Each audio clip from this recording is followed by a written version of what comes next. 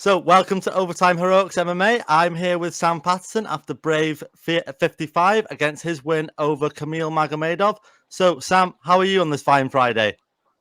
Yeah, I'm very well, thank you. I'm a lot better than last Friday. Last Friday, I was weighing in at 70 kg. This Friday, I'm full of cake and I'm a lot bigger than I was last Friday. So yeah, I'm very well, thank you. Yeah, so I want to say congratulations on the win. If you've had time to watch your performance back, what were your thoughts on that? Yeah, I've watched it back and yeah, it was okay. Like after the fight, I was a lot harder on myself than when I watched it back and realized actually I didn't do too bad. It was nothing we weren't expecting. Um, yeah, it was an all right performance. There's always room to improve, and that's what I'll be doing. Literally, as soon as we got back in the UK, I'm back in the gym, and I'll be making them improvements ready for my next fight. Yeah, so you were the first person to submit Magomedov, handing him the second loss of his career. What were your thoughts on him? Did you think he lived up to the hype, or? Yes, like his the way they were building him up, it makes it better for me because I'm not surprised when I go in there and beat these guys. I say it like the whole build up, I'm not surprised. But when they big him up the way they do, it just looks 10 times better for me when I go and win. Like I look 10 times better. Me and my team were not surprised. His ground game. I could feel his presence on the ground, like how his base was. It's very hard to explain, but how his base was on the ground, he knew what he was doing, and I'm not surprised that he's like a grappling wizard, as they say. He's got like 12 finishes by submission, so I wasn't Yeah. shocked. But again, I believe him. I train with high-level grapplers every day, and I've got a good grappling game. I said this before the fight, and I wasn't shocked that I saw I was more shocked he tapped than I was that I got the submission. Like I know I have a grappling game, and the thing is, I have the cardio. So if I can neutralize his game and make him tired, it's very easy for me to start putting my game together and find that submission. Yeah, so do you think people sometimes underestimate your ground game? Because you've got a couple of guillotine chokes in your career now, so. Yeah, I think everyone underestimates me. To be fair, the people they're giving me, it's I've got to be the underdog. Like the guys I'm getting put up against, their record compared to my record is like this guy's going to lose.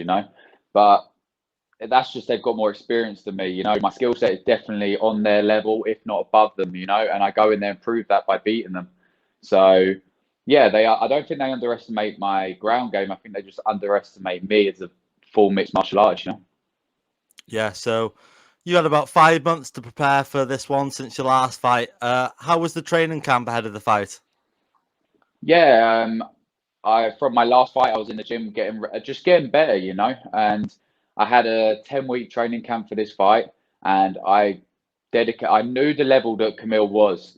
I didn't watch his fights because he fought like a year apart. So if he's made the improvements I made, he wasn't going to be the same fighter. But I did respect the level he was, and I put 10 weeks of full discipline, my diet, my training, everything. Like I didn't. I think I missed in 10 weeks. I missed 2 sessions, and that was because I was ill. I ended up catching it. Yeah. I didn't miss anything I didn't have to. Like I put in the work, and my performance showed that to submit someone like Kamil Magomedov in his hometown. Yeah, the training camp was spot on. And yeah, that's what. And then I'm straight back in the gym, and then give me another 8 to 10 weeks, and I'll do the same thing again. So as you mentioned before about the weigh-ins, I saw your photo on Instagram. How hard is it for you to make the weight? Is it tough, or what are you weighing at now? I haven't even checked the scales. I'm just full of cake. I No. know that. Yeah. It's not. It's not. The thing is, for me to make lightweight, it's not as difficult as people would expect it is because I'm so disciplined. If I wasn't as disciplined as I am, it would be a lot harder. But 8 to 10 weeks of discipline on my diet and just being on point the whole time makes the cut easy. And Yeah. if I was struggling to make the weight, I'd go up a weight class. Like I'm 6'3", 6'4" to some people. Some people think I'm 6'4". Either way, I'd go up a weight class. I wouldn't be outsized at welterweight. And I'm not killing. I love the sport. I love to fight. The worst bit is the weight cut. Obviously, I have to drop my calories and everything to make the weight. It isn't easy, but it isn't like you see some of these fighters killing themselves to make the weight. And I'll never do that. I'll go up a weight class. Honestly, I'm in this sport because I love it.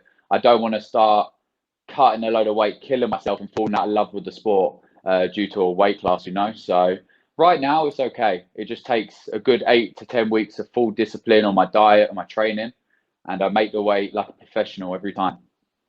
Yeah. So another country ticked off the list. How was your overall experience in Russia? Yeah, it was amazing. Like my passport's filling up a little bit now. I've got some stamps from all over the world. It's pretty I cool, know, to I be fair. know. Been to some mad spots that I never thought I'd ever go to. Like some of the places I've been, they're not places you'd normally go to, like Belarus. People go to Russia, to Moscow, but not to where I went, to Rostov.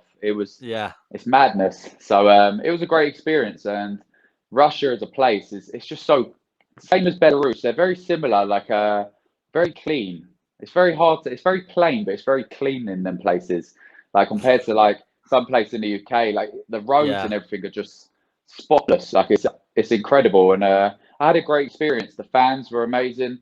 Because Russia have gone into a lockdown, they've just started going into a lockdown. They were limited on fans and everything, but walking into the cage, they didn't boo me or cheer me or anything. But after the fight, they cheered me. They were on their feet, and it was just amazing to see. Yeah. Is that something you love, going in there to fight, be a bit of an underdog and go up there to fight in someone's hometown? Yeah, like I don't know nothing else. Like the being an underdog. I've been an underdog in all my fights because I don't pick my fights. So I don't pick the right opponent, so I'm the favorite. I get given an opponent, and normally they're better than me on paper. So I'm always the underdog, and I have that mentality, and I go in there and show them what's what. But traveling to Russia to fight a Russian, the only thing that we prepared for and trained for was not to go to the judges, because Yeah, I definitely. would have to I might have got a draw if I knocked him out. Like you have to. That was our mindset. I could have knocked him out and got a Yeah. draw, so I had to make sure I got the finish, and that's just how it is. That was our mindset. It might not have been like that, but I went in there with that mindset that I had to finish the guy, kind of like Rocky Four style. Yeah, definitely, definitely. So, touching up on your experiences, what's the favorite country you visited so far? Ooh. I would say, apart from the travel, Belarus was pretty amazing. Yeah, The whole fight week, where we stayed, everything was. It was really nice in Belarus. To be fair, Bahrain have been a couple of times, so I feel like it's like a second home. Like it's yeah, such a random yeah, place to be like, oh, I've been there a few times, but Bahrain's beautiful. Well looked after when you go to Bahrain, and Belarus. I think it was probably the nicest places so far. But they're all amazing, like in their own way. It's just it's hard to peel like, oh, you've been here. But for me, it's work. Like I'm going for work, so I'm not traveling around looking at all the sites and stuff like that. I get to see a bit of the place, but I'm there to do a job. I'm there for business. Like I'm not there on holiday. So I spend a lot of time in the hotel making weight and doing what I have to do. But they're all yeah. amazing places in their own right. So we've got to talk about Ahmed Amir, the current lightweight champion. Surely that rematch has got to be next.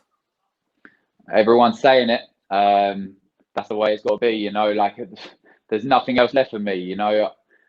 He he's the only fight that makes sense next, because his last loss was to me, and my last loss was to him, because a draw is a loss. You do not class that as a win or even anything. It's a loss.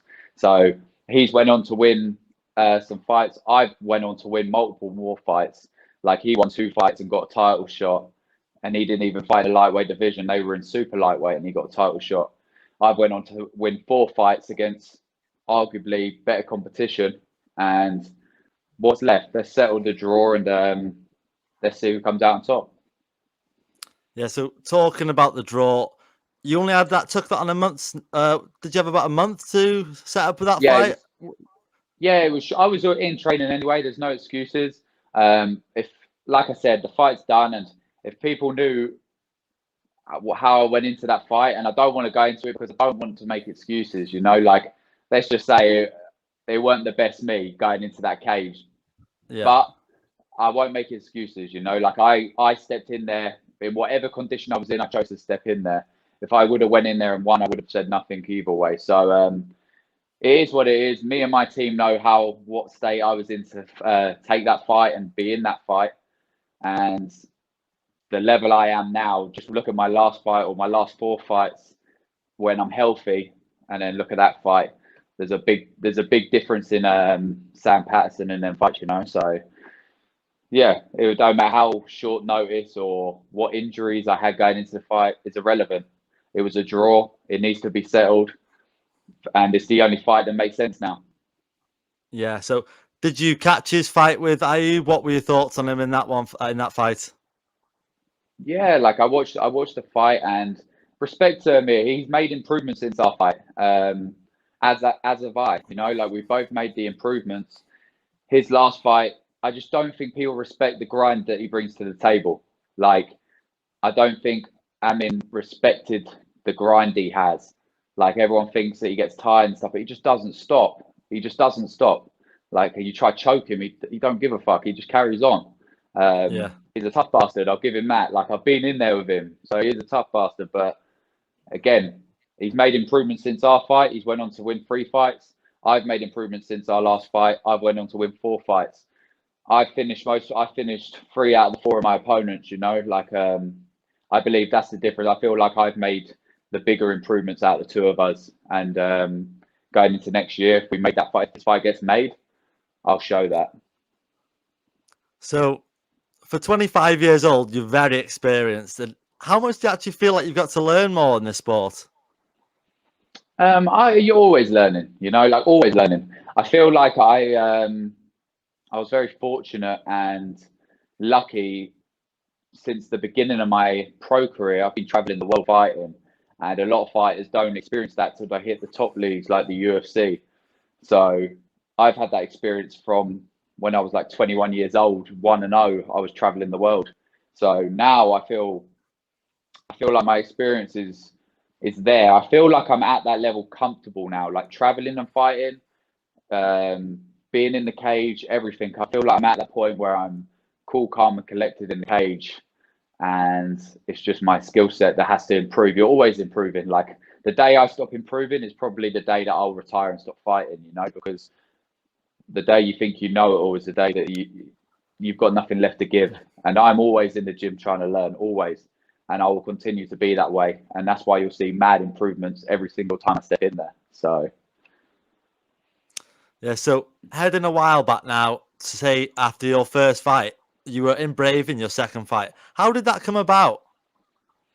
that was yes, I won my first fight, and then my teammate Charlie Leary was fighting for Brave at the time, and there was a lightweight dropped out last minute, and I was like, yeah, I'll take the fight. And man, I thought I was the man back then. I was riding like a 5-fight win streak at amateur. I was like just went 5-0 in amateur, finished at everyone. Had my pro debut and smashed the guy, and I was like, I thought I was a dog's bollocks, you know, like I thought I was the man, like no one was stopping me. You see me in that fight, it was a horrible time making weight and everything, but the opportunity was too good to pass up on, to travel the world and fight in my second pro fight. I was like, I ain't passing up on it. So I cut like I must have been about 83 and I weighed in at like 71 within 6 days. It was a madness. Unbelievable. But I made the weight like a professional. I've never missed weight. I never will. And I just went into that fight with my chin in the air, thinking I was a dog's bollocks, got clipped, and the ref jumped in. Regardless, it was the worst thing that ever happened to me, that fight. It's losing early in my career, and what I've gone on to do since is thanks to that loss, because I used to think I was invincible back then. Like, I didn't respect the 4-ounce gloves, and now you see a total different fighter since then. You know, like, I needed that experience.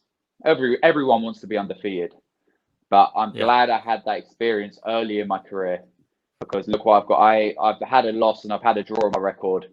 That's it for me now. It's just wins from here on out, and I respect the game a lot more. And yeah, it was just early in my career, you know. So Did you feel pressure going? Do you ever feel pressure going into a fight, or is it just normal for you now? No, I do. I wouldn't say.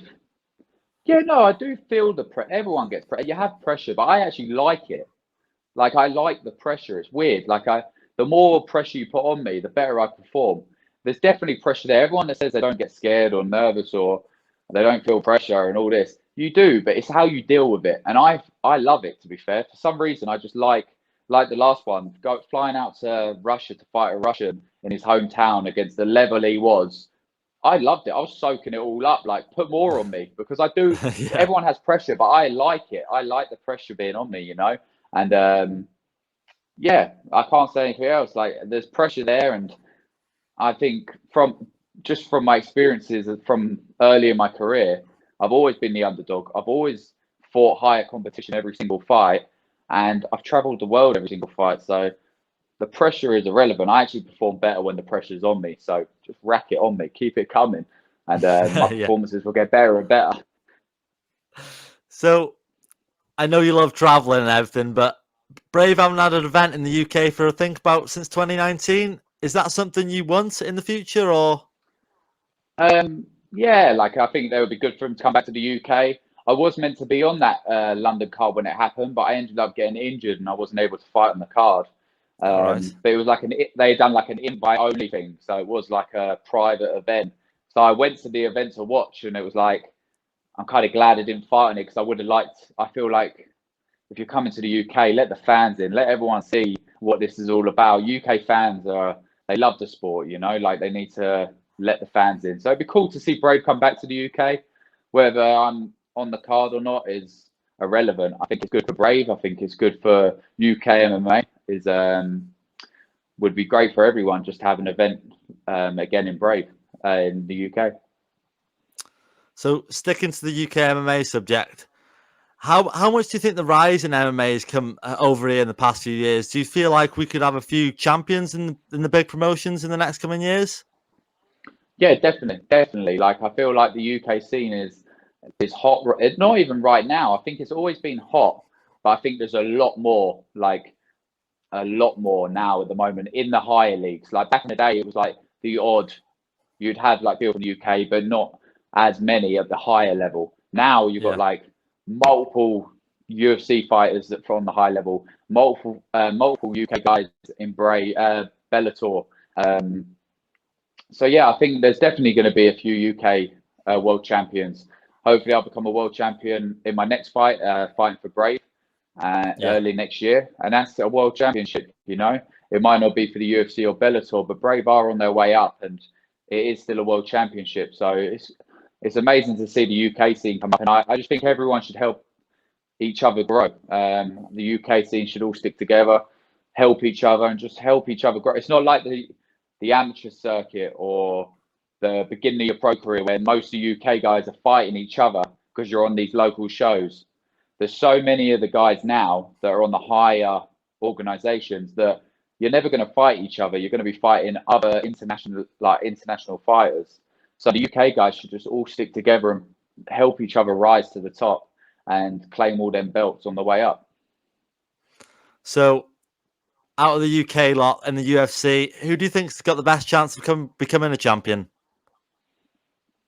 First, out of everyone, Yeah. Leon Edwards. I think he's Yeah. next on the UK scene for sure. Like he's a savage man. Like I went up to Birmingham to train one weekend before my last fight, and them guys up there at Team Renegade are great guys and very welcoming. I can't wait to go back up there and train again, you know. But I think Leon Edwards is definitely the next world champion, UFC world champion as well, which is massive, and Yeah. it'd be great for UK soon.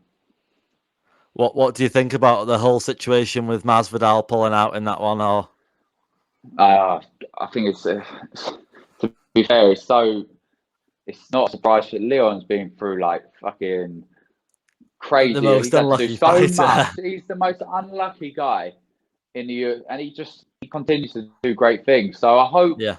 I hope he still fights in December because I think he's a great fighter and I like to watch his fights. I just hope it's the right opponent that gives him what he deserves as a title shot next, really. He shouldn't even have to do this fight. He should get the title. So hopefully it's the correct opponent that steps in to give him that rise. I see a few names being thrown out there. I can't think of Nick Diaz and that. Imagine taking out both Diaz brothers back to back. Now that's a title shot right there. That would be pretty big. Definitely. So yeah, it's a crazy thing, Masvidal pulling out, but injuries are injuries, whether it's legit or not, I don't know. So, what was it, or who was it, in fact, that actually influenced you into getting to MMA? My little brother Joe, actually, my youngest brother, he was looking for somewhere to train when we were kids, and I was doing a little bit of like Muay Thai at the time, going to a pad session once a week. I was not serious. I was just kind of just going along, and my little brother Joe was looking for somewhere to train, and he found a place in Watford, and he was like, "Oh, you've got to come down and try." And we went down, and I never looked back, really. I never looked back from probably 13, 14 years old. I've just been non-stop, mentally switched on to the game.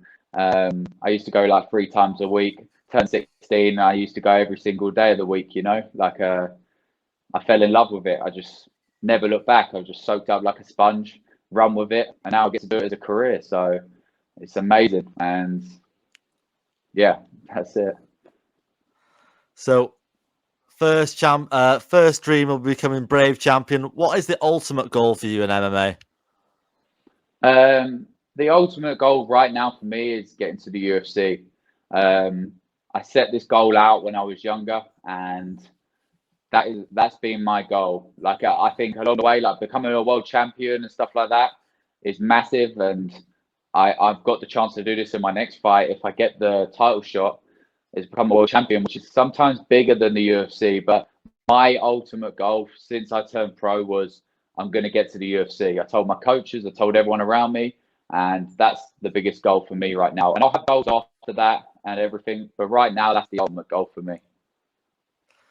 You mentioned before about fighting early next year. Do you have a date? Well, not a date, but around a time where you want to fight next? I haven't got a date or anything. I reckon around March. March is good for me. Like I'll take like the next month or so, just be in the gym, improve my skills. That's the main thing. Like I'm healthy enough that I could fight back to back, but I like to improve, like fight and spend the next month or so in the gym improving my skill set. So when I go to my next fight, they're like, wow, how have you improved this much? You know, and that's because that little gap between fights where you're not preparing for a fight and you're trying to get your fitness up and you're dialed in for a fight. You're just having fun. You're in the gym learning. You're just picking up more and more knowledge.